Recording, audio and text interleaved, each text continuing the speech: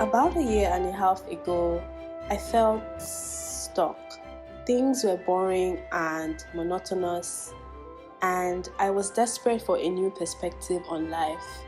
And this wasn't even about escapism, or maybe it was. I guess I just needed to learn, something fresh and new and something different, but not too different. You see, I didn't want to have to quit my job and move to a new town and change my full government name. And I certainly didn't want to go back to school after 7 years of being in one. So, well, now what?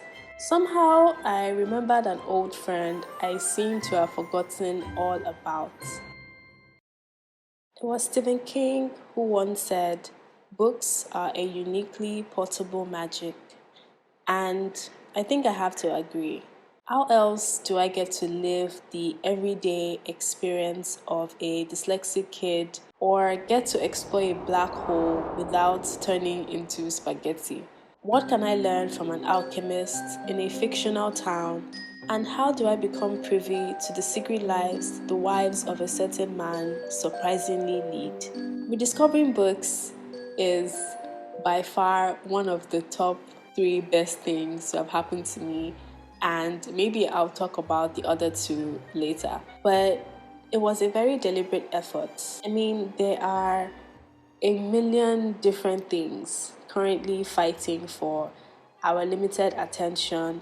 And I don't know if it was all those years of college, but I just associated reading with tedium. And so slowly but surely, me who was an avid reader, I fell off the bandwagon, and it became something where I was more in love with the idea of reading than the actual process of reading. I went from reading all the thousands of pages of books like Harry Potter and went to only reading tweets. I found that I'd much rather rewatch episodes of Family Guy. However, my to be read list never felt short.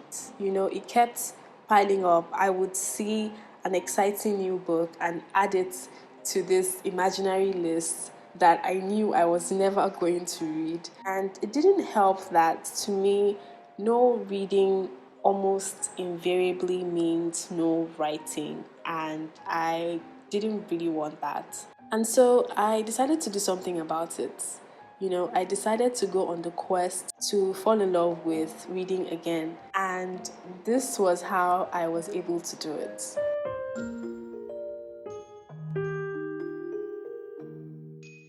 Okay, so the very first thing I did was to decide that I wanted to do this. And I know this sounds a bit cliche and mushy, but sometimes I think we underestimate the power in decision making. I mean, I now get why people say you should know the why you want to do something, because it definitely always almost comes back to that. I knew that I wanted to A, learn or see something fresh, and B, I wanted to be a better writer. And those were enough motivation to kind of get the ball rolling. And even though I didn't exactly personally write out those things, somewhere I think at the back of my mind, I knew that. And so, as not to belabor my first point, I will move to the next one, which was basically me starting with something simple. Now, because I had a couple of heavy reads on my list, I had books that ranged from personal finance to creativity to even psychology. I had some pretty heavy books. I didn't start with those. So, that thing about how time seems to fly when you're having a blast, but slows down when you're not? Yeah, I tried to use that to my advantage. To be honest, I started with simple reads, children's books, but they were not entirely children's books. They're just books that require a vast imagination and have a playful theme around it. And if you've read The Little Prince or The Phantom Toll Boots, you know what I'm talking about. But this might not be your thing. You might need a psychological thriller, something with more action to get you more excited.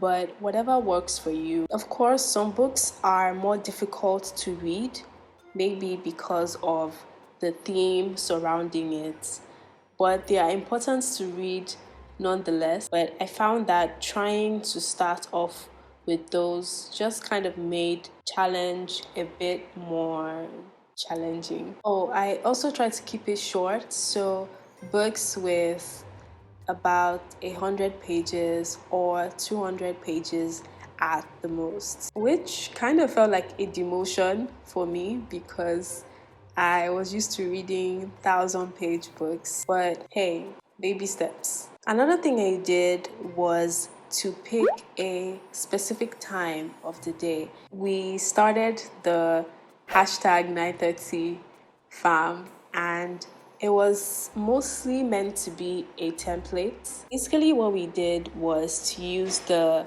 Pomodoro effect of 25 minutes of reading with a 5-minute break. The trick was that if you enjoyed the book enough, you might want to do more than 25 minutes. That kind of worked. I think it also helped to have other people join or other friends, but it's also fine if you want to do it alone. Now, the final trick up my sleeve is audiobooks. Now, I know this is pretty controversial because does one even read an audiobook or you listen?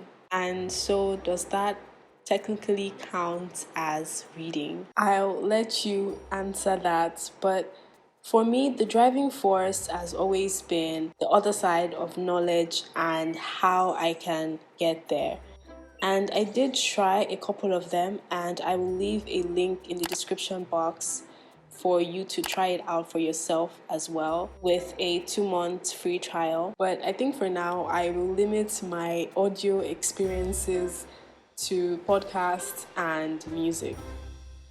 And so, have I read 50 books this year? So far, no. To be completely transparent, metric based reading challenges aren't exactly my thing, especially if I'm not going to really gain much from the books, although I understand the appeal. And I've definitely had to cultivate this habit of reading, because I don't always feel like it, even when it's a really good book. It's like building any other habit.